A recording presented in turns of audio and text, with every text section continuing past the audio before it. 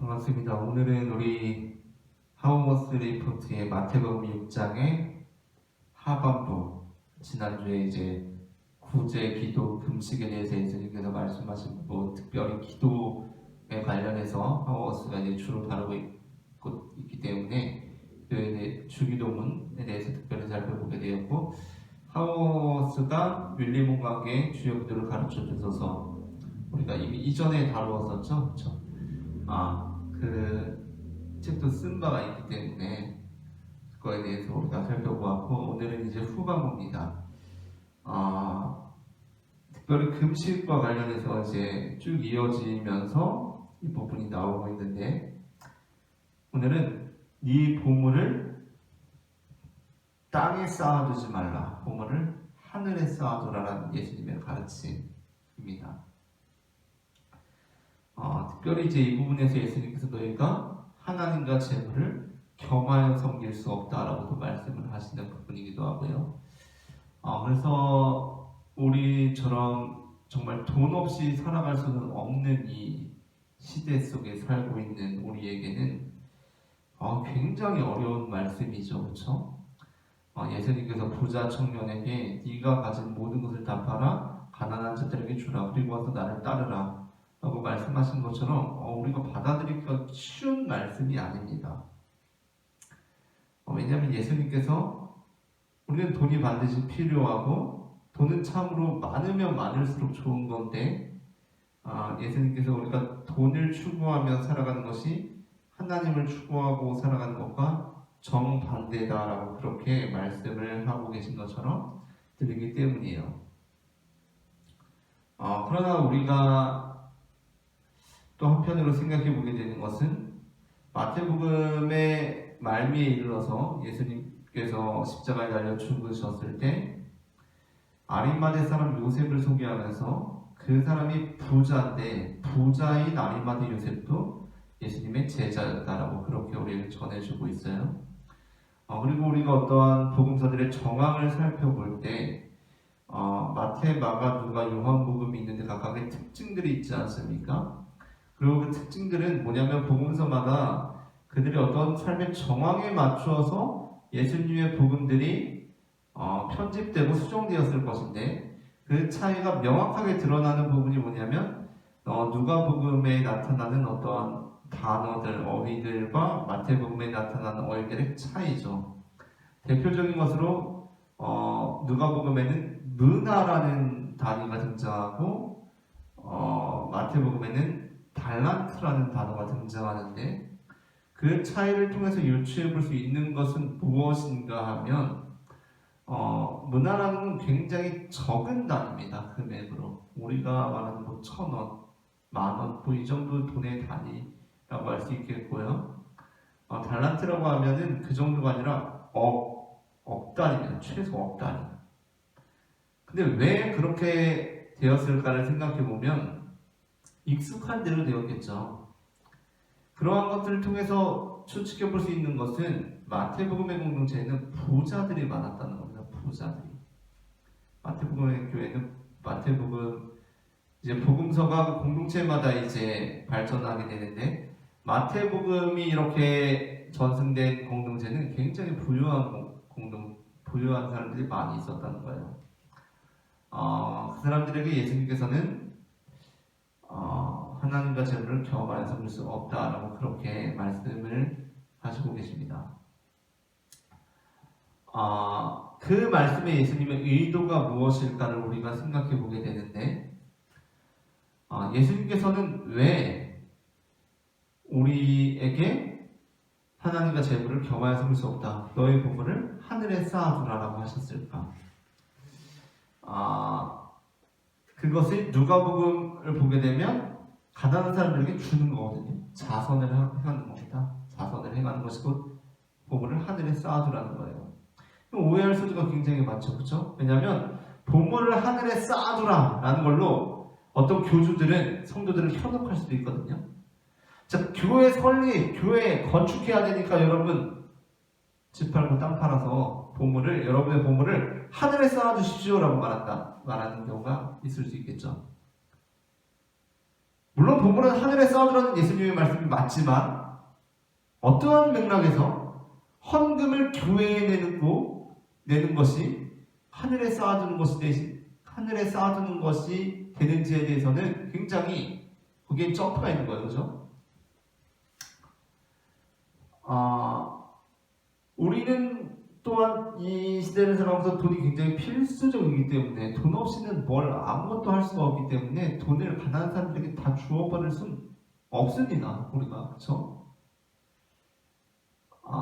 그럼에도 불구하고 예수님께서 이 말씀을 하신 의도가 무엇일까요?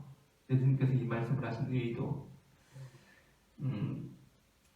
당시에 그 예수님께서 사역하시던 갈릴리 지방은 굉장히 로마로부터 착취를 많이 당하는 곳이었어요. 그렇다고 해요. 세금이 너무나 과중하게 매겨졌기 때문에, 그러니까 사람들이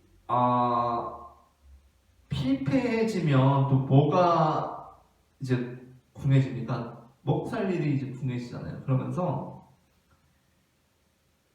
공동체가 무너지기 시작했다고 해요. 그 당시 갈릴리 지방에 공동체들이 무너지기 시작했다는 것은 무엇이냐면 서로 먹고 살기가 너무 힘드니까, 돈이 너무 없으니까 돈이 너무 귀한 거죠. 그러한 상황 속에서 예수님께서 너희 보물을 하늘에 쌓아두라라고 하셨다는 거, 너희 보물을 가난한 자들에게 주라라고 하신다는 거, 그거는 돈보다 우리가 중요한 우리 공동체가 함께 살아야 한다라는 예수님의 메시지가 될 수 있을 것 같아요. 물론 공동체를 우리가 중요하게 여긴다는 것이 또 오해될 수 있는 부분은 무엇이냐면, 아니 어떤 사람은 우리가 이제 흔히 사회주의를 막 비판적으로 볼 때 그렇잖아요, 그렇죠? 아니 나는 진짜 아껴가지고 이 정도 살고 있는데 어떤 사람은 진짜 막 헤프게 살아가지고 돈이 없는 건데 나 악착같이 진짜 돈 아껴가지고 돈 모은 나한테 세금 때려가지고 쟤를 도와준다고? 이게 너무 이상한 거잖아요, 그죠? 개미와 배짱이처럼, 아니 난 진짜 내가 진짜 안 놀고 열심히 일해가지고 성실하게 이 정도 모은 건데 저 띵가띵가 놀던 애가 이제 와가지고 자기 뭐 하고 싶은 거 다 하고 뭐 사고 싶은 거 다 사고 지내던 애가 이제 돈 없다고 쟤한테 복지를 해준다는 게 말이나 되냐 막 이런 거잖아요, 그죠? 네, 이제 모든 쪽에 조화가 굉장히 필요할 것 같다라는 생각이 들고, 어쨌든 예수님께서 이 말씀을 하신 것은 우리가 너무 돈만을 추구하며 살아가면서 인생의 가장 본질적인 부분들을 잃어버리고 돈에 현혹되어 살아가는 부분에 대해서 이제 예수님께서 그것은 하나님을 믿는 사람의 삶이 아니다라고 말씀을 하신 부분이라고 할 수가 있겠고, 오늘 이제 여기에서 살펴보고 싶은 것은 돈도 돈인데 재물도 재물인데, 예수님께서 이 오늘 6장의 하반부에서 반복적으로 말씀하시는 것이 있으세요. 너희가 이거 하지 말라. 이게 아무 쓸데도 없는 거다. 이렇게 해서 뭐 달라지는 게 있냐? 라고 예수님께서 말씀하시는 거 뭐냐면 염려입니다. 염려하지 말라고 예수님께서 말씀하시거든요. 하나님 아버지께서 너희가 필요한 건 다 아신다. 지난주에 그 내용이죠? 다 아신다? 그러니까 너희들은 염려하지 말아라 라고 말씀하세요. 염려하지 말아라. 자, 우리가 하나님 믿고 예수님 믿어가지고 뭘 잘 알고 있냐면, 성경을 쭉 몇 번 읽어보신 분들은 하나님에 대한 굉장히 중대한 범죄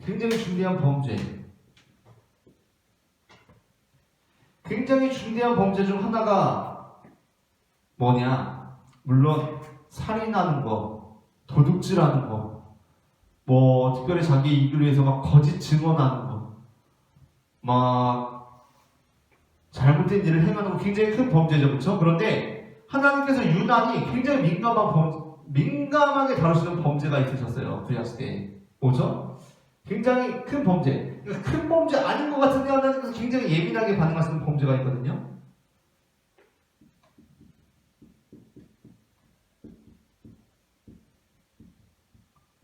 원망과 불평입니다.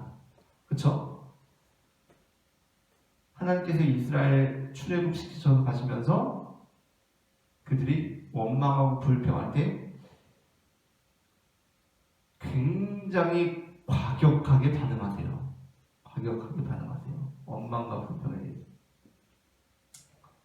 왜 그러셨을까요? 원망과 불평이 곧 뭐다? 우리가 사실은 잘 인지하지 못하고 있는데 원망과 불신이 곧 하나님에 대한 뭐다? 단순히 불평이 아니라 불신이기 때문이죠.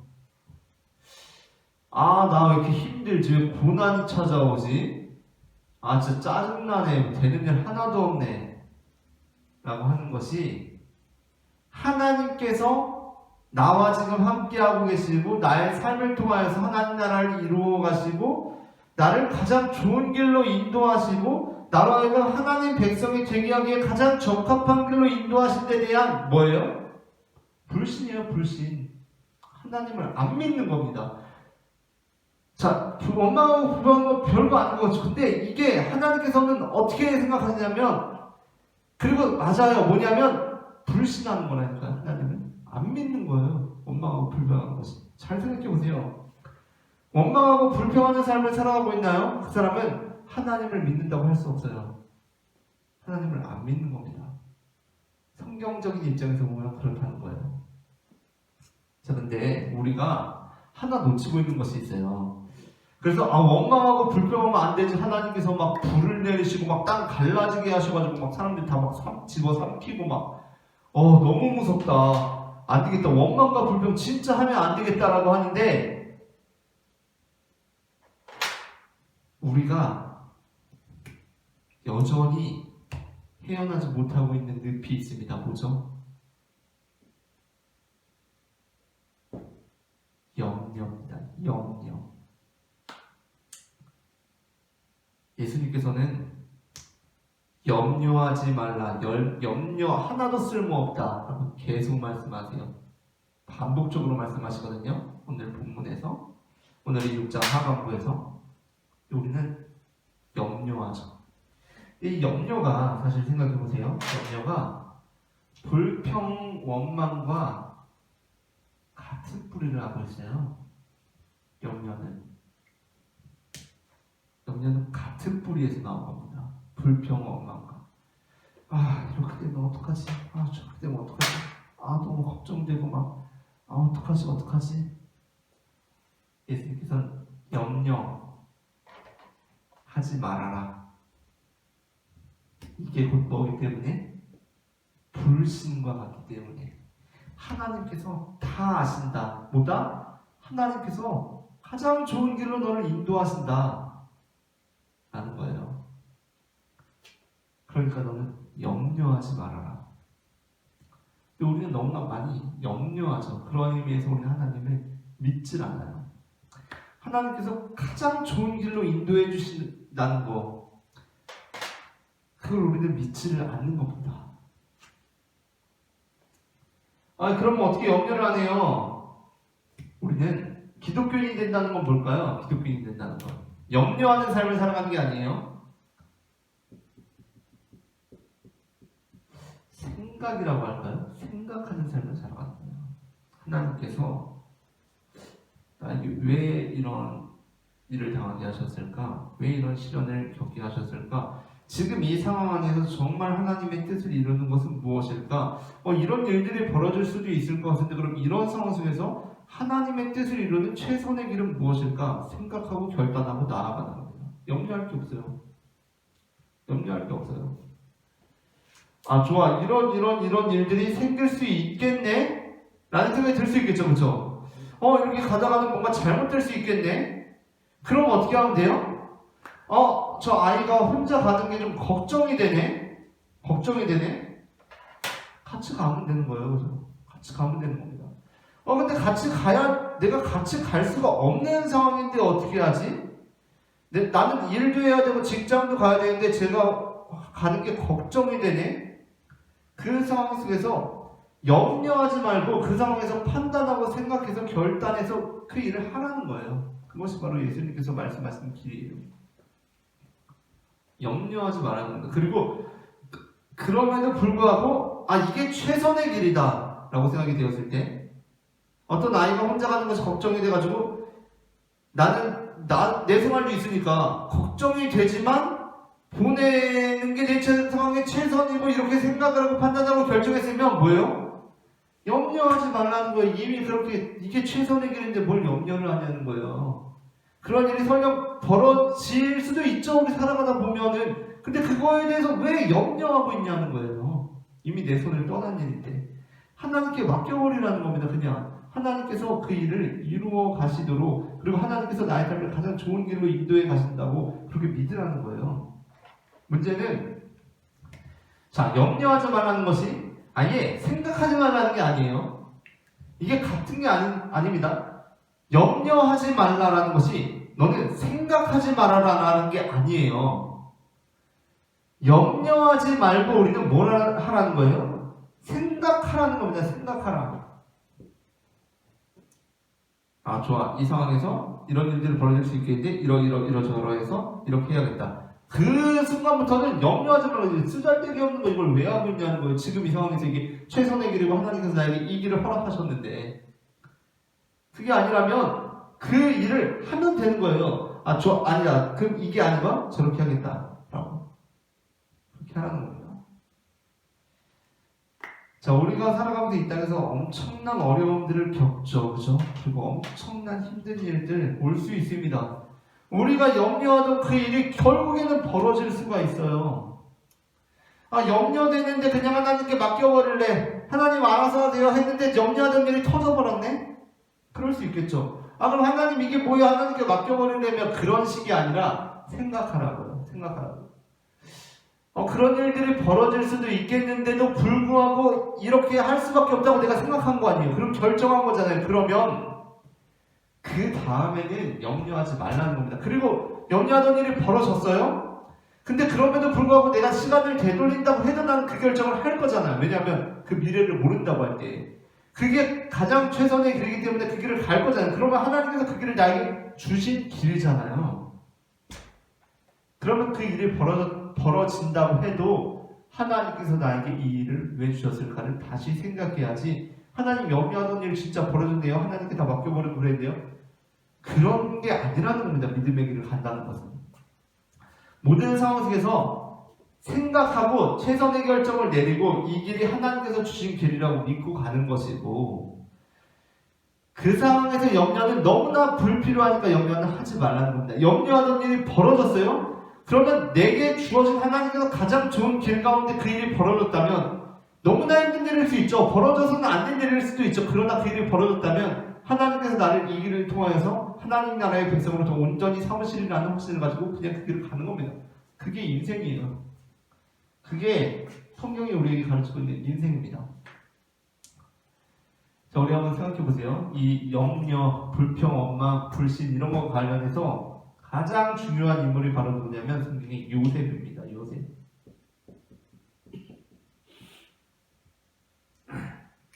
요셉에게 수많은 시련들이 닥쳐와요. 어려움이 닥쳐와요. 요셉은 불평하거나 원망합니까? 염려합니까? 안 해요. 뭐죠? 요셉이 성경 창세기에서 그 위대한 인물 4명 가운데 하나님을 실질적으로 만나지 않은 인물임에도 불구하고 요셉이 후반부에 그런 말을 하죠. 나 하나님 앞에서 하나님께서 이 모든 것을 선하게 인도하셨다. 그렇게 고백하거든요. 그런데 여러분 생각해 보세요. 요셉은 그렇게 말할 수가 있을지도 몰라요. 왜냐하면 당사자니까요. 그리고 하나님께서 그 선한 뜻을 이루어 가셨어요. 그런데요, 여러분 혹시 요셉의 아버지 야곱을 한번 생각해 보셨어요? 야곱은 어때요?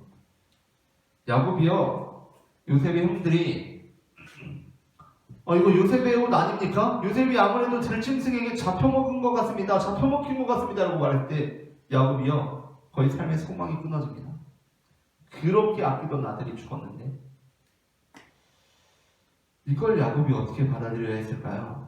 너무나 어려운 문제죠. 그러니까 아까 염려하지 말라 이런 얘기하고 생각하지 말래. 이거 중대한 문제잖아요, 사실. 그렇죠? 자녀가 죽었다니까요. 자녀가 죽을 것 같아. 걱정이 안 돼요? 걱정되죠. 걱정됩니다. 벌어져서는 안 되는 일들이 벌어질 수 있어요. 그러나 우리가 그리스도인으로 살아간다는 것은 이 땅에서 100년 남짓 살고요. 영원히 살 곳이 있다는 거예요. 영원히. 우리가 영원이라는 말에 대해서 잘 감이 안 오는데 영원히는 어마어마한 거잖아요. 그죠? 우리가 100년 인생도 짧다면 짧고 길다면 긴데 물론 짧다면 짧지만 살아보면 또 시간이 꽤 길기도 해요. 그죠? 영원은 어때요? 영원. 우리가 왜 지나가는 시간 보면 아득하잖아요. 어린 시절 보면 아득하잖아요. 꽤 너무 엄청 오래된 것 같잖아요. 영원은 어떻습니까? 그곳에서 하나님의 나라의 백성으로 산다는 것. 하나님께서 우리로 하여금 그 나라의 백성으로 삼기 위해서 이 땅의 삶을 허락하시고 살아가게 하신다고 할 때 야곱은 그것을 어떻게 받아들여야 했을까?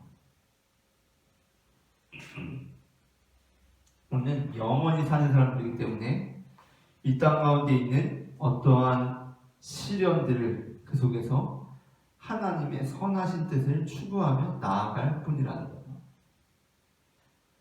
우리는 원망과 불평이 굉장히 중대한 범죄로 아는 것처럼 염려하는 삶으로부터 벗어나야 됩니다. 걱정하는 삶으로부터 벗어나야 돼요. 염려 안 해, 걱정 안 해. 그렇다고 생각하지 말라는 게 아니에요. 생각도 하지 말라는 게 아니에요. 생각도 하지 말라는 게 아니에요. 생각할 수 있어야죠. 기독교인은 어떠한 사람들이 되면 누구보다 생각하는 사람들이거든요. 기독교인의 위대한 전통은 생각하는 거예요. 말씀을 읽고 깊이 묵상하는 겁니다. 어떠한 상황에 닥쳤을 때 하나님의 뜻이 무엇일지 깊이 묵상하고 기도하고 헤아려 보는 것이 바로 기독교인들의 위대한 영성가들의 삶이에요. 우리는 생각합니다.